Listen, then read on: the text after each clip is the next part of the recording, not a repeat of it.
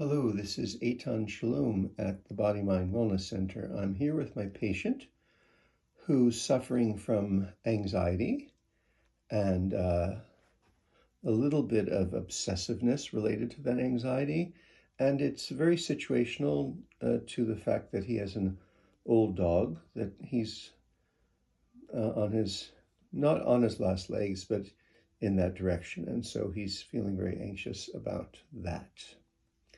And so I'm doing an anxiety treatment here. And the points I'm using are, first of all, this is do 14. It's the number 14 on the governing vessel.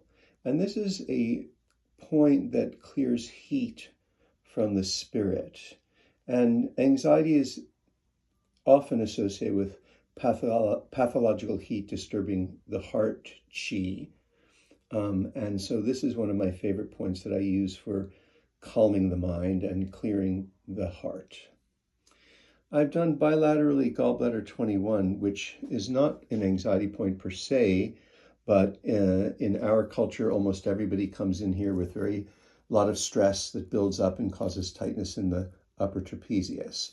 So it's the motor point of the upper trapezius, and it just relaxes the shoulders and helps to descend the chi out of the head. When you have an anxiety condition where there's obsessive thinking, that tells us that there's excessive chi in the head. We want to ground.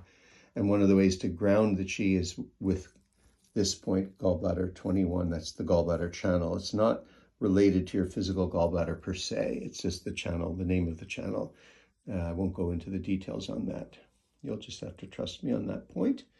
And here we have a major point for anxiety, which is on the bladder channel UB14, and this is the so-called inner line of the bladder channel and the outer line. And the difference is that this inner line is often used more for physical symptoms involving the heart, like heart disease, but it's also a good point to use with anxiety. But an even better point to use is the point on the outer channel. The points on the outer channel address the emotional and spiritual aspects of the internal organ. And the pericardium is the heart protector. We most often treat heart chi issues through the pericardium because the pericardium is, if you relax the pericardium, then the heart relaxes. This is a point called small intestine 11, whose name in Chinese is Tianzhong. Tian as in Tiananmen Square in China, if you know Tiananmen Square. Tian means heaven or celestial, if you will. And so the name of this point is heaven gathering. Anytime you see the word heaven in an acupuncture point, that guides you to the fact that there's going to be uses for that point in treating mental, emotional, and spiritual issues. So this is an excellent point for emotional issues. It relaxes the chest, especially related to asthma, but also grief issues, which can often cause asthma. So when someone's got anxiety related to the potential loss of a loved one, that's a grief issue. So I want to treat the grief issue as well as its manifestation as anxiety. So I've done this point on both sides, small intestine 11. Now, it's also a great point for shoulder pain, but I'm not using it for that today.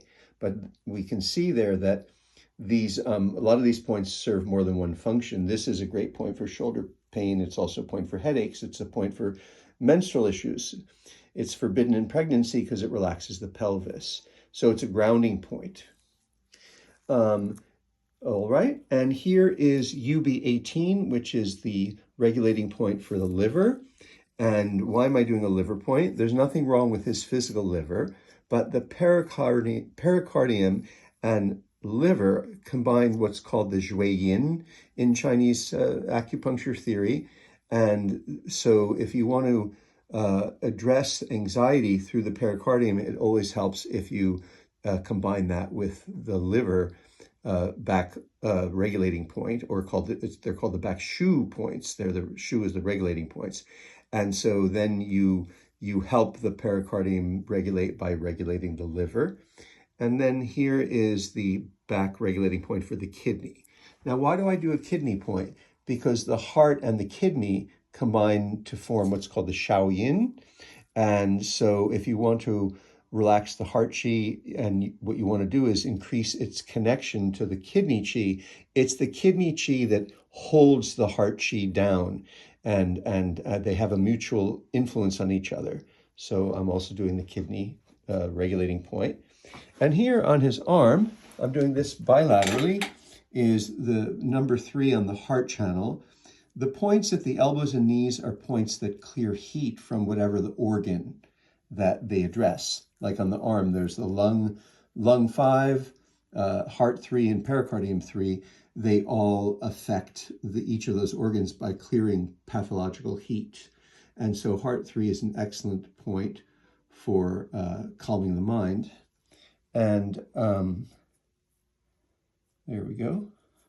I said heart 3, it's actually pericardium 3 that I'm doing there. And then here's pericardium 6. And so pericardium 6 is my favorite anxiety point, really. Well, one of many. I treat a lot of anxiety disorders. And but pericardium 6 combines with a point on the other foot that I'll show you in a second to regulate what's called the Chong channel. And the Chong channel is used to regulate deeper emotional conditions. And at the same time, pericardium 6 all by itself is a point that opens up the chest, and again is used for, if we say opens up the chest, when we have anxiety, our chest tightens. So this is also the famous, what do you call it, seasickness point. And it's used for nausea in pregnancy and vomiting in pregnancy. And that it's interesting because, nausea and vomiting, it's not the lower end of your stomach, it's the upper end, almost like the solar plexus, getting towards the heart. And here that point pairs with this point, which is the spleen 4, which is the opening point of the Chong channel. So these 2 points work in tandem. And that's what I'm doing on this patient with anxiety and possible grief issues related to the potential loss of his beloved dog.